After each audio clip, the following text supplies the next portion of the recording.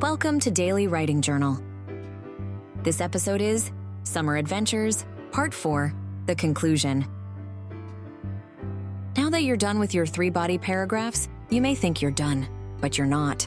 Your story needs an ending. This is where you finish your story and tell everyone how it all turned out.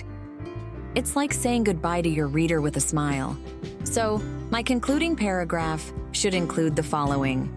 First, it should wrap up your story by giving it an ending. I'm going to write, "My trip to Hawaii was awesome."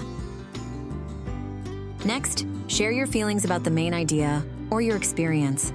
I'll say, "The beaches, food, and adventures made it a trip I will never forget."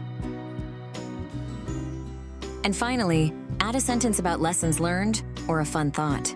Mine will be, "It is a place that you should visit at least once in your lifetime." I'm done. Now let's put it all together. My trip to Hawaii was awesome. The beaches, food, and adventures made it a trip I will never forget.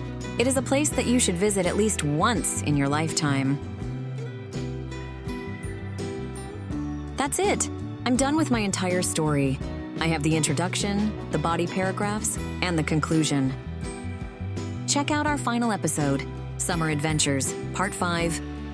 Revise and edit, where we tweak and improve our story. Great job, everyone. If you would like a copy of the writing journal or digital download to print, follow the link below to purchase the item. Stay tuned for our next video. Don't forget to subscribe.